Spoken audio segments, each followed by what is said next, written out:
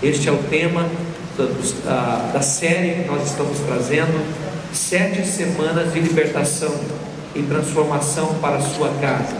Nós temos aqui nas nossas mãos vários convites, e esses convites estão dizendo: encha a sua casa de luz. Então, quando você sair aqui nessa noite, você pode pegar os convites, levar os convites com você e entregar esses convites às pessoas que vêm no culto, às pessoas que vão nas células, os seus vizinhos. Muitas pessoas têm procurado-nos para orar, oração de libertação, oração de cura, e nós temos sido muitas vezes acionados na igreja, e isso tem trazido assim um certo volume de pessoas desejosas disso, e temos o conhecimento de que os tempos que estamos vivendo, nós precisamos ministrar sobre algumas coisas mais específicas. Isto vai acontecer nas sextas-feiras. Então, nas sextas-feiras, nossos cultos serão cultos voltados para a cura interior. Então, onde nós damos a liberdade ao Espírito Santo de Deus agir, e é um culto diferente.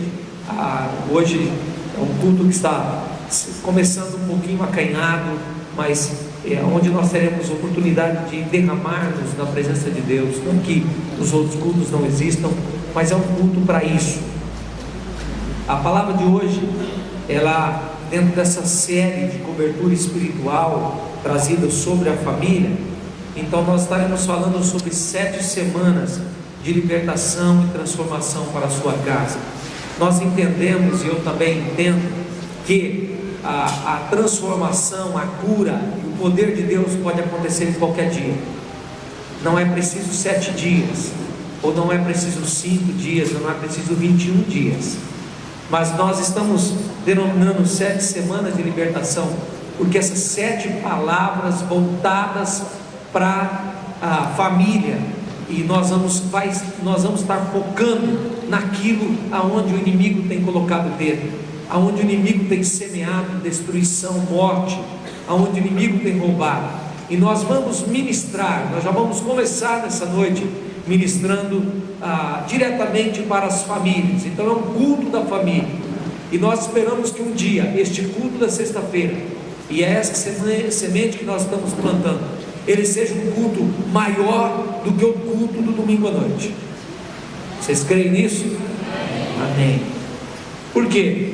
Porque é aquele culto aberto mesmo, onde nós, no domingo à noite, a gente vem para celebrar e alegrarmos na presença de Deus, e agradecer a Deus por tudo aquilo que Ele tem feito e está fazendo. E aí, mas na sexta-feira nós viemos diante de Deus buscar cura, restauração, libertação, cura interior. Quantos de nós estamos na igreja machucados? Quantos de nós estamos na igreja feridos?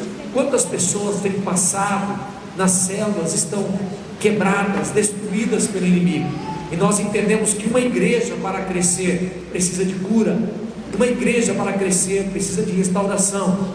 E é por isso que este culto da sexta-feira é um culto com o propósito de cura e de restauração.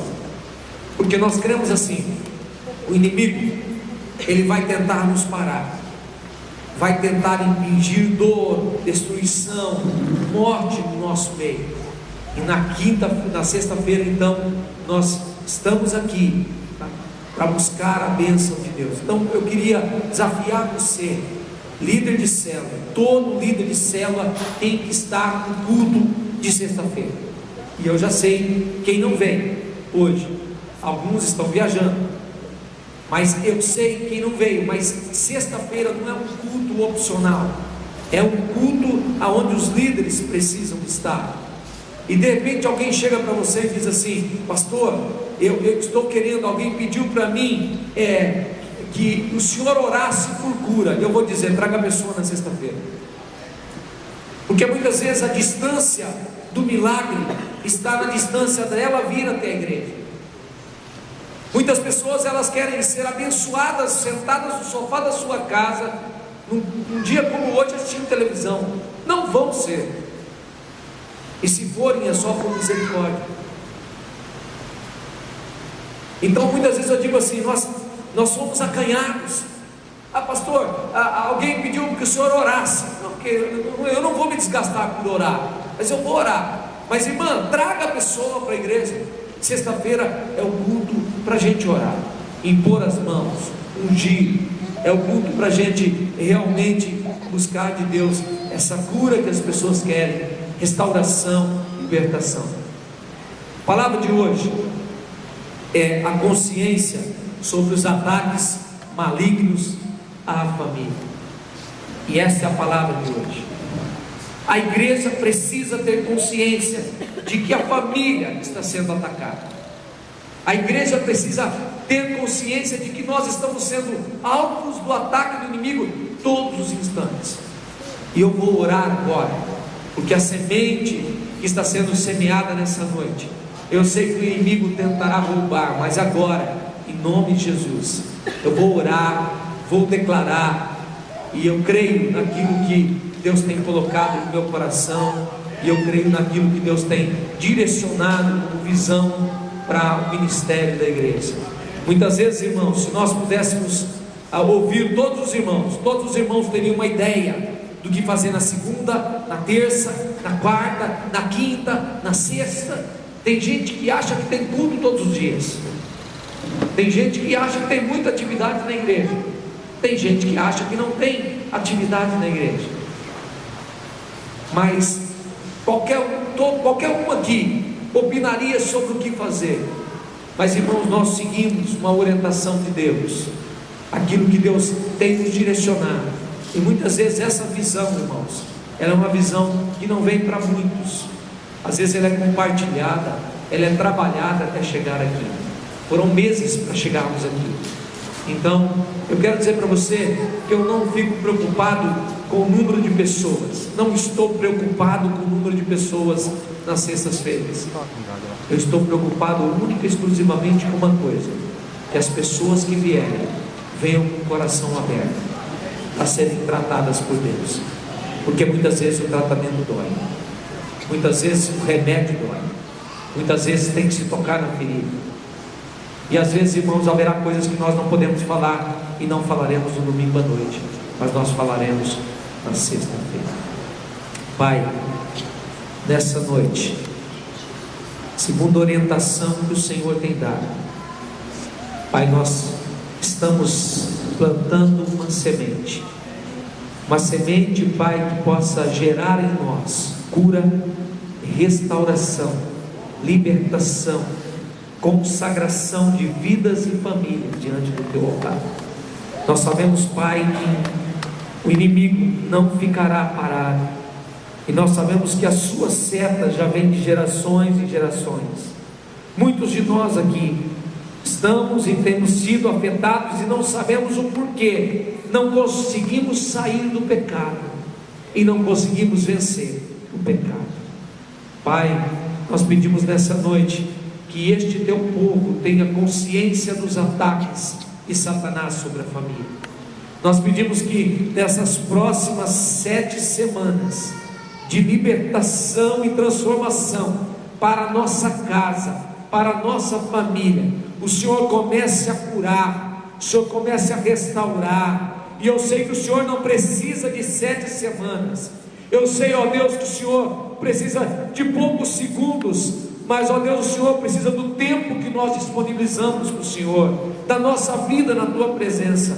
Pai, em nome de Jesus, queremos pedir, ó Deus, uma bênção, não pelas 7 semanas, mas pelas 70, as 7 mil, as 70 mil semanas, as 700 mil semanas. Nós não sabemos que iremos estar aqui nesta igreja, Pai, mas nós pedimos que todas as semanas em que nós nos reunirmos, ó Deus, para a cura, restauração, libertação, o Senhor tem a liberdade de agir. Este seja o lugar do Senhor agir, e em nome de Jesus, nós nessa noite declaramos, Pai, que este lugar é Teu, esse espaço é Teu, e ó Deus, esse dia da semana, sexta-feira, Senhor, é um dia separado para a cura e restauração da Tua igreja.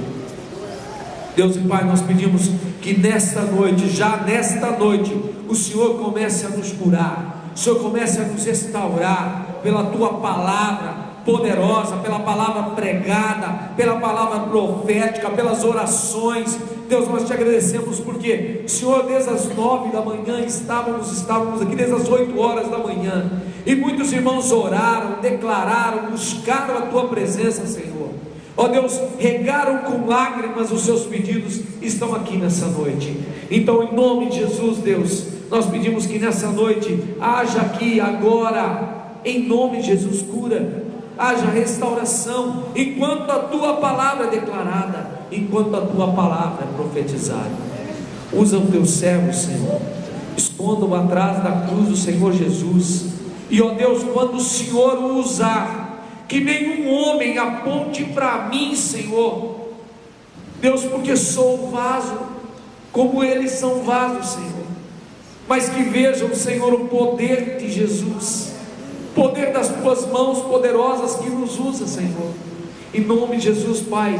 Quando houver cura nesta casa, quando houver restauração, quando houver libertação, quando houver, Senhor, milagres nessa casa, Pai, todas as coisas que acontecerem aqui sejam creditadas a Jesus, sejam atribuídas ao Senhor da nossa vida, sejam atribuídas a Ti, Senhor, porque toda honra, toda glória é para o Senhor, a minha vida é para o Senhor, os dons que me deste é para o Senhor, aquilo que proclamo e declaro, façam para o teu louvor e a tua glória, Senhor. Eu não aceito, Senhor, nenhuma glória para mim, mas que toda glória seja para Ti, Senhor, que toda glória desta igreja seja para Ti, que a nossa vida seja para Ti, e que algo poderoso aconteça aqui, Senhor.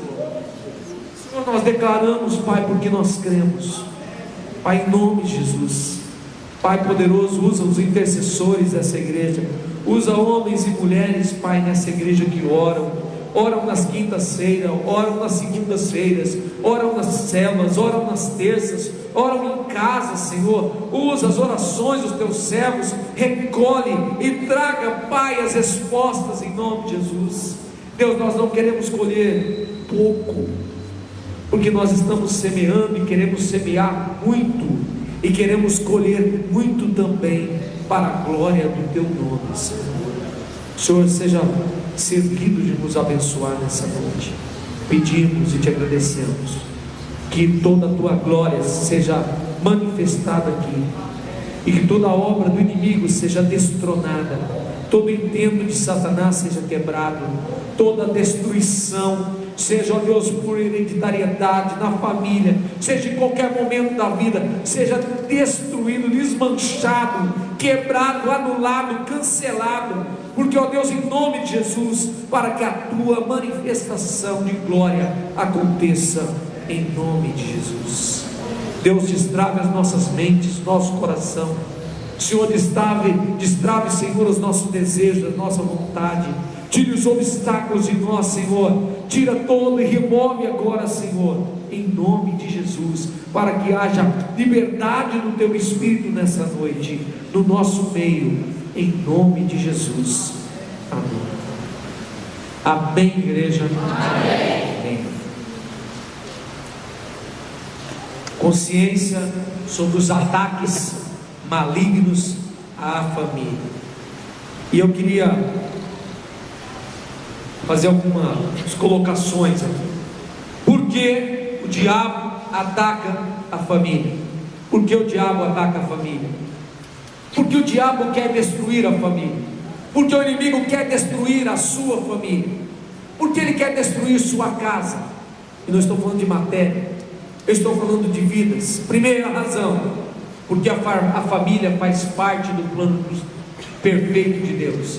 Família faz parte do plano perfeito de Deus. Segunda razão, porque a família revela o amor de Deus e nos ajuda a repartir amor. É a família que ajuda a repartir amor, e a Bíblia diz que nós somos para abençoar. Terceira razão, porque na família o futuro de uma pessoa é construído, o futuro da pessoa é construído a partir de uma família. Quarta razão, porque a família tem o poder de atrair pessoas para Deus. É através da família que as pessoas são atraídas para Deus. Quinta razão, porque na família existe um ambiente de cura, existe um ambiente de perdão, existe um ambiente de restauração, existe um ambiente de provisão e existe um ambiente de proteção. Tudo isso acontece na família.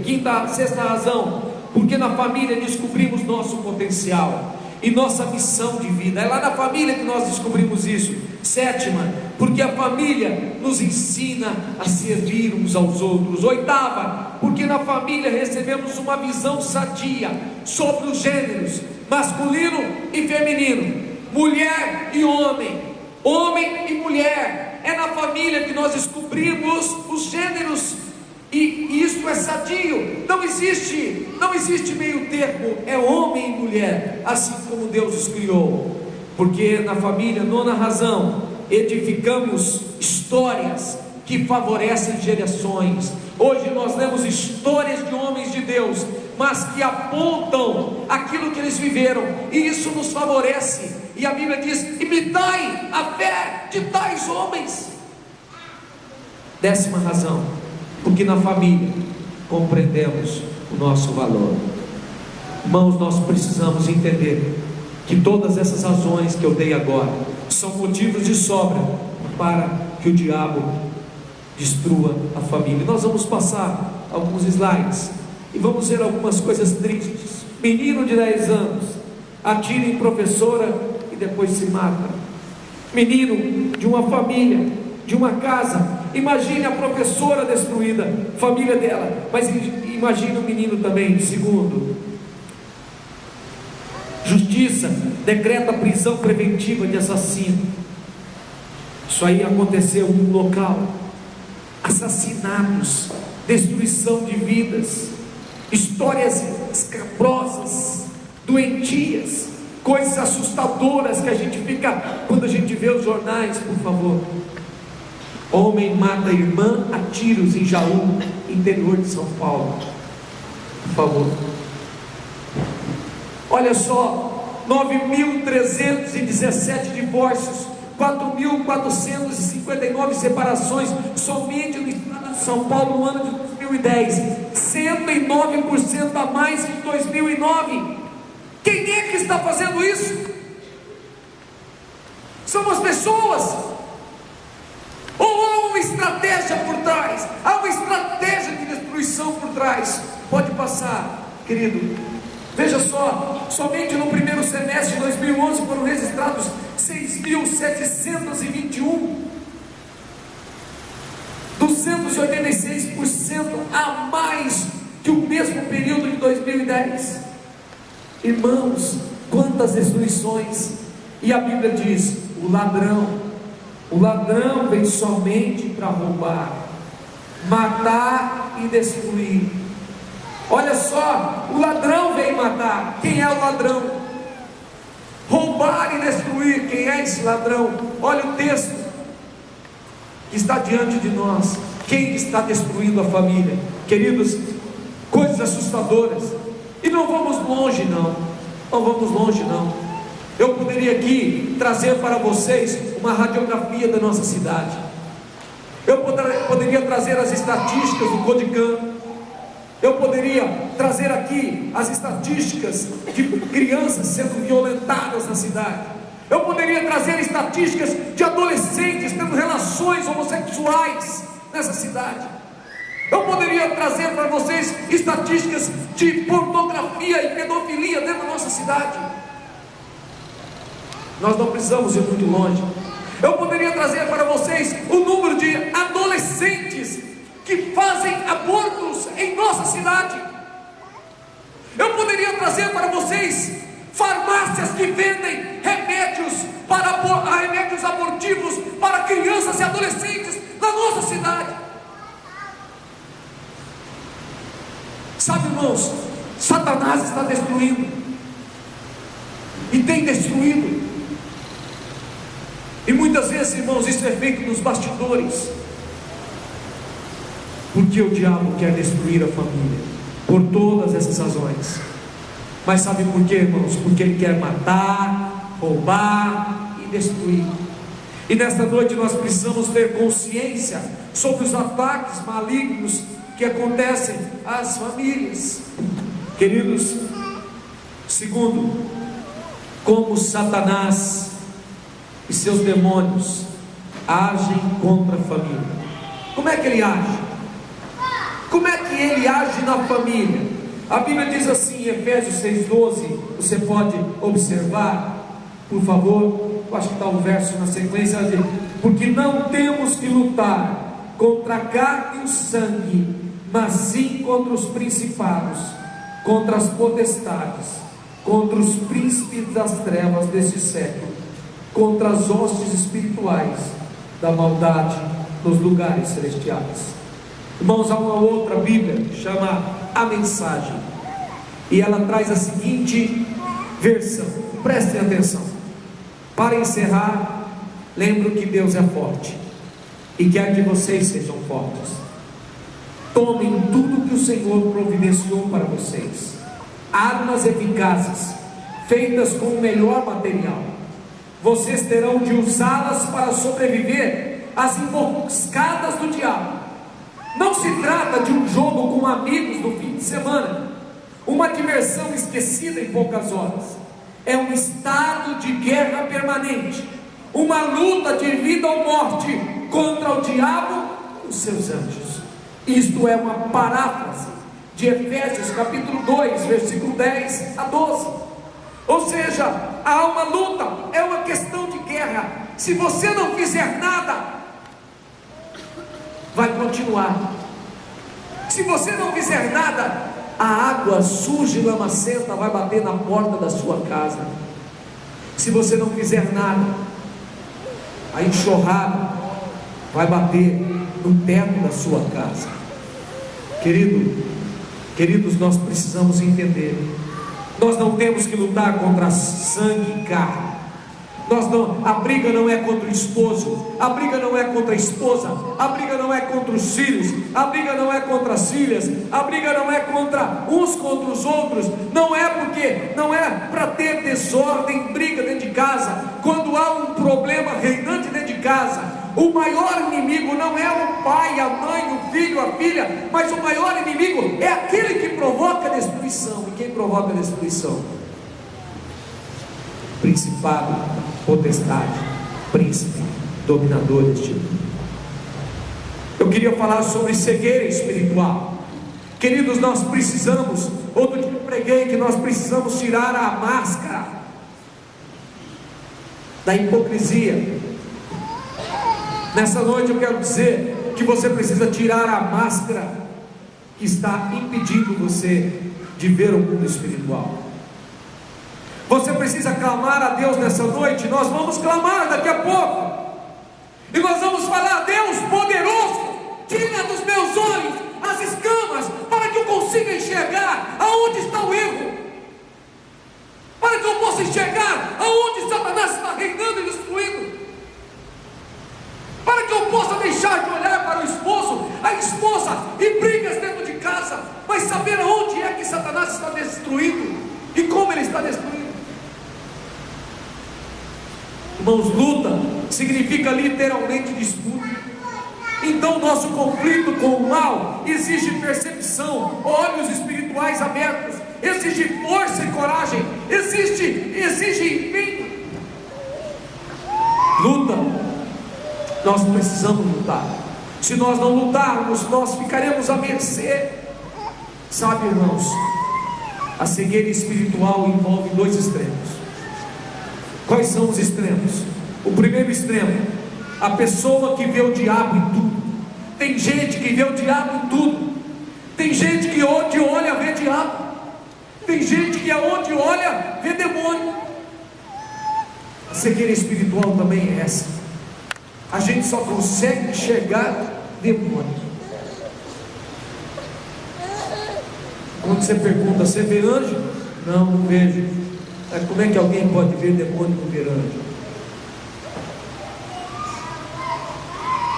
Queridos, a cegueira espiritual envolve o extremo daquele que vê o diabo em tudo, mas também aquela pessoa que não vê o diabo em nada.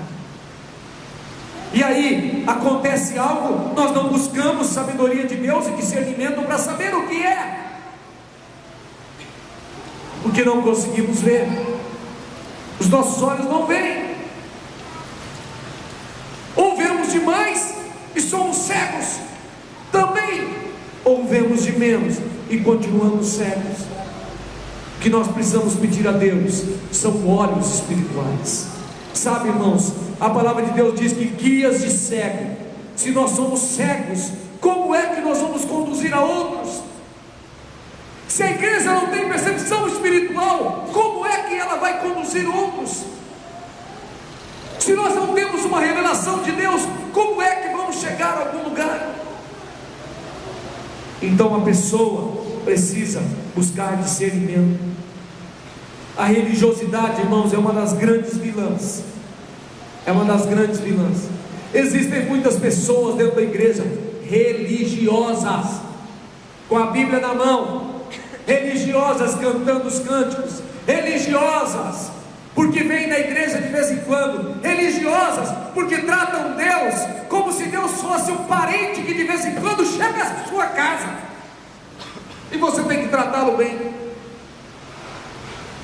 Mas assim como o parente vai embora e você diz: eu não vejo a hora que ele vai embora, muitas vezes você está assim com Deus também, porque você não quer ter intimidade com Ele.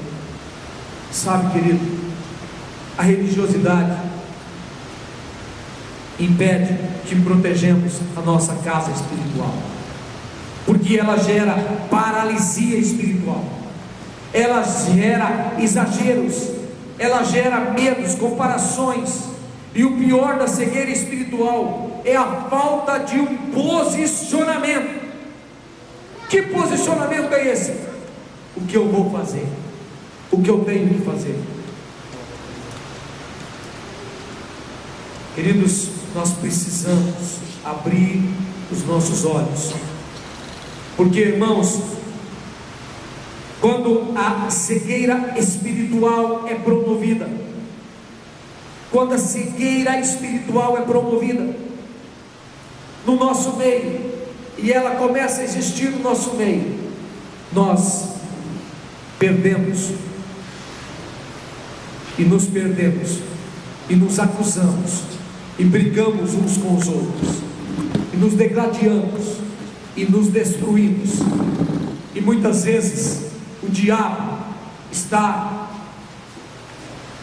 sentado no canto da sua casa, e você gritando com a sua esposa, gritando com o seu esposo, gritando com os filhos, destruindo o seu casamento, porque o diabo está lá fazendo isso aqui, ó.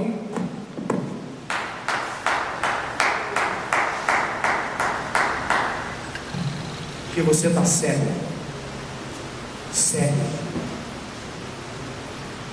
Satanás está promovendo cegueira espiritual. Segundo, Satanás está atacando de forma organizada e específica. Ele ataca de forma organizada, e o texto diz: porque não temos que lutar contra a carne e o sangue, mas sim contra principados e potestades. Queridos, há uma hierarquia. Vou dizer uma coisa, e eu estava falando quarta-feira no meu curso. Não vá pensar que o diabo aparece para você, não. E quando nós falamos diabo e nós falamos Lúcifer, eu garanto para você, ele tem grandes estratégias e grandes coisas fazendo nesse mundo. Não é ele que apresenta para você, não. Quando o demôniozinho diz que é ele, não é ele, não.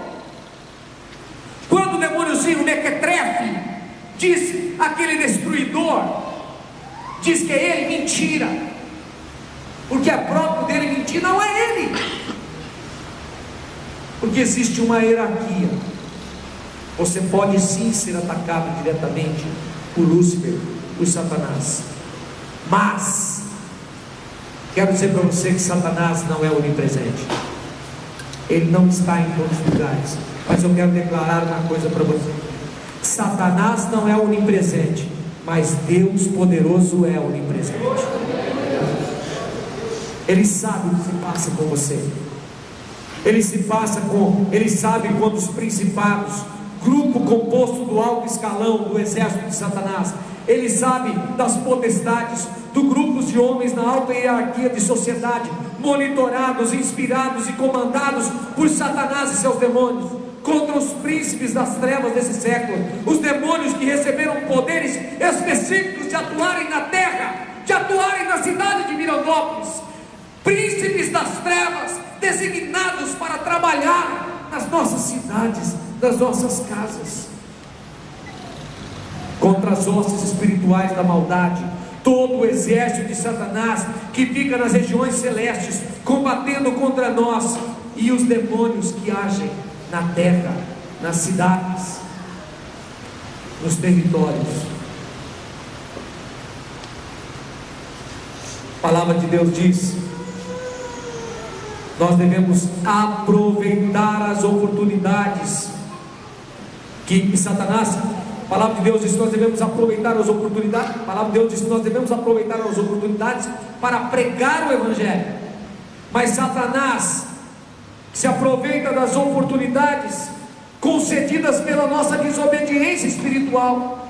Quando Deus nos manda pregar, nós não pregamos. Quando Deus nos manda ser obedientes, nós não somos. Quando Deus nos manda fazer, nós não fazemos. Então a nossa desobediência dá legalidade a Satanás, dá legalidade aos demônios. E essas oportunidades concedidas a ele por causa da nossa desobediência espiritual. E a Bíblia diz assim em Efésios 4:24. Efésios 4:24. Não deem lugar ao diabo. Por que a Bíblia chama a nossa atenção para nós não darmos lugar ao diabo? Porque é possível dar lugar ao diabo, é possível permitir ele entrar, é possível permitir ele destruir. E a Bíblia diz: não deem lugar. Para não dar lugar, você e deve examinar o seu coração. Abra sua Bíblia em Efésios capítulo 4, versículo 25. Eu vou ler todo esse texto. E a Bíblia diz assim: cada um de vocês deve abandonar a mentira e falar a verdade ao seu próximo, pois todos somos membros de um só mesmo corpo. Quando vocês ficarem irados, não pequem. Efésios 4, 25, 26, 28 a 32. Apaziguem a ira antes que o sol se ponha. O que furtava, não furtes mais. Antes trabalhe. Dinheiro fácil é pecado. Dinheiro fácil é pecado, é legalidade. Dinheiro de falcatrua é legalidade. Dinheiro para se obter favor, se obtém lucro fácil, dinheiro fácil, por coisas e pecados produzidas por nossa vida, é pecado. E todo dinheiro, lucro de algo que é pecado, é amaldiçoado.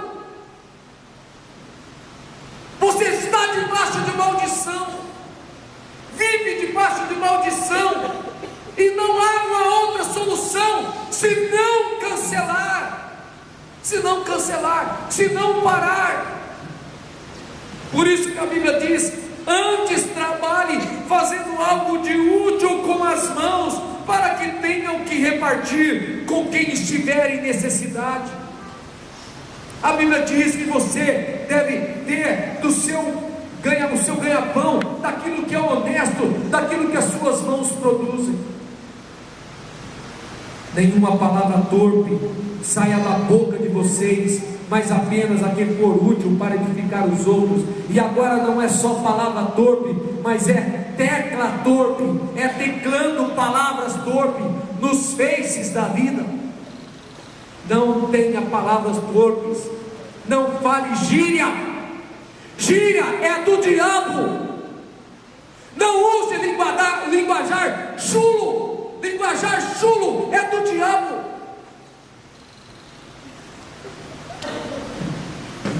A Bíblia diz que o nosso falar tem que produzir graça e bênção. Sabe, irmãos, esse linguajarzinho. Adolescentes, parem de conversar e prestem atenção aqui. porque senão eu saio daqui, tiro vocês dos seus lugares e coloco junto com os seus pais. Se não for instrumento de bênção aqui, de maldição aqui dentro, não vai ser.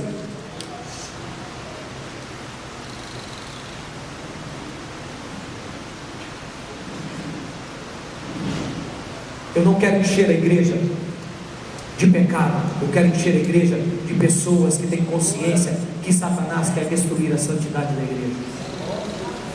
Irmãos, não estou preocupado com o número de pessoas, eu estou preocupado com pessoas. É diferente.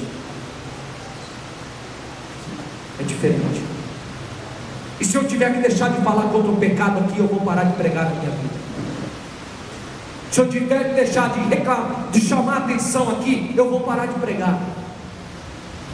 Porque se essa igreja até hoje está aqui, é porque Deus tem honrado a palavra profética declarada deste altar aqui.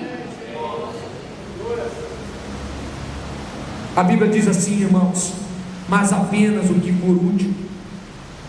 Não entristeçam o Espírito Santo de Deus, com o qual vocês foram selados para o dia da redenção. Meu jovem, minha jovem querida, você foi selada, você foi selado. Abandone o pecado, deixe de lado, cancele a maldição, deixe aquilo que é destruição da sua vida, renuncie isso, querido. Você foi selado. Não tem coisa mais maravilhosa do que ser selado pelo Espírito Santo. Não há coisa mais maravilhosa. A Bíblia diz: livrem-se de toda amargura, e indignação, e ira, gritaria e calúnia, bem como de toda maldade. Sejam bondosos, compassivos uns para com os outros, perdoando-vos mutuamente, assim como Deus os perdoou em Cristo Jesus. O que você tem que fazer para não dar oportunidade a Satanás? Pare de mentir, pare de se irar descontroladamente, pare de roubar, não fale palavra torpe, palavrões, não entristeça o Espírito Santo de Deus, não contenha amargura no seu coração, não seja dominado pela histeria e nem por nenhuma espécie de maldade. Abandone isso. Quarta atuação de Satanás: ele atua nas gerações familiares. Queridos, eu posso identificar os demônios que acompanham uma família. Eu posso identificá-los.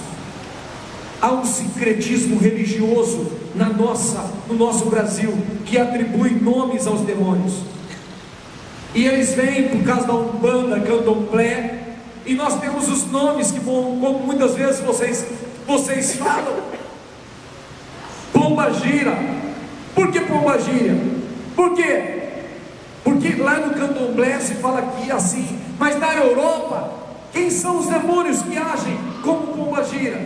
Os demônios que agem porque eles são identificados pelo perfil da sensualidade, da luxúria, da pornografia, do sexo fácil, da menina que transa assustadoramente com 2, 3 na mesma semana diferentes, daquela que consegue transar 4 vezes no mesmo dia com homens diferentes. Como isso é possível? Porque permitiu Satanás entrar e dominar, e o desejo do diabo é maior, dos demônios é maior na vida dela.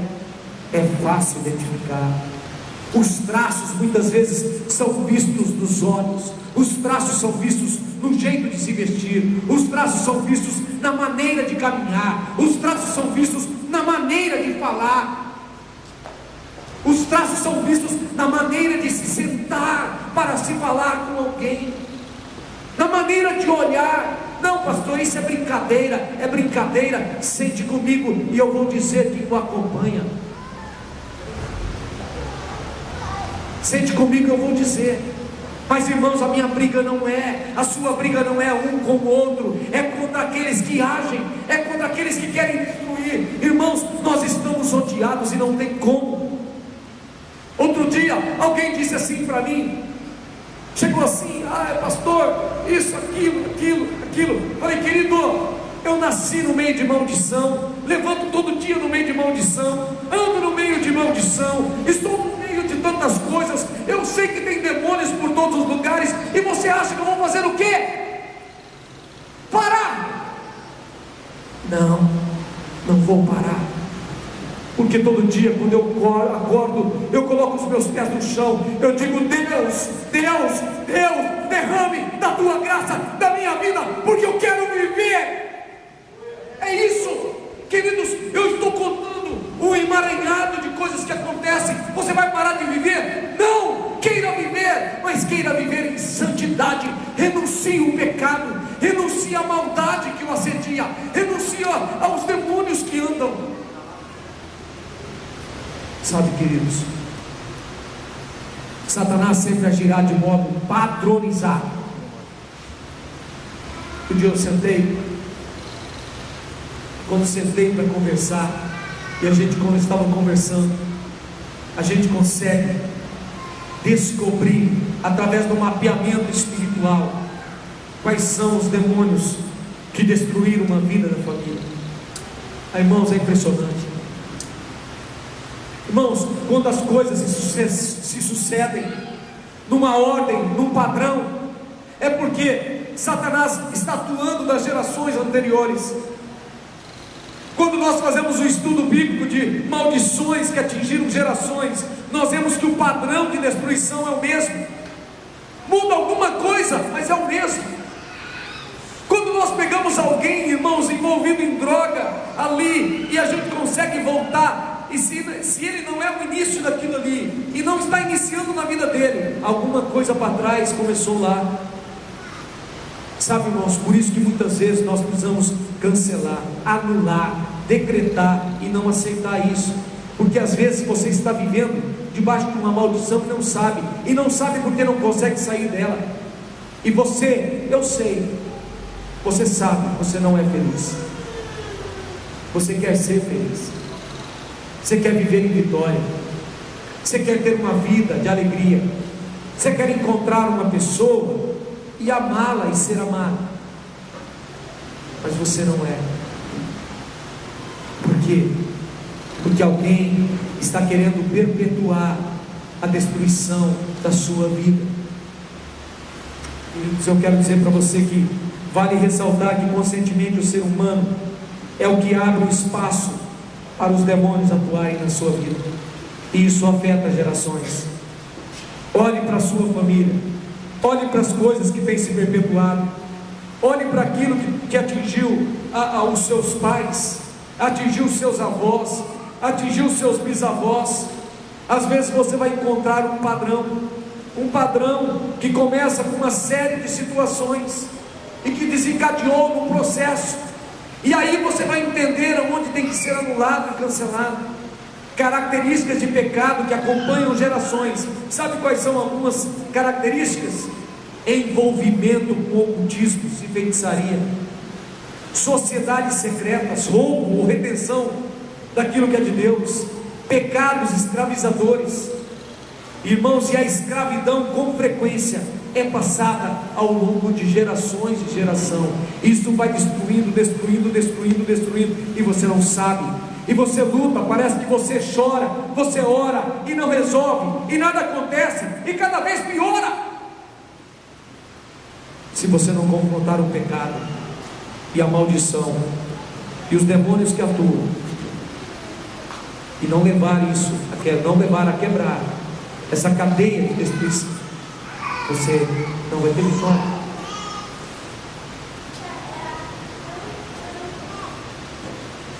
Satanás também age contra a unidade familiar. Eclesiastes capítulo 4, versículo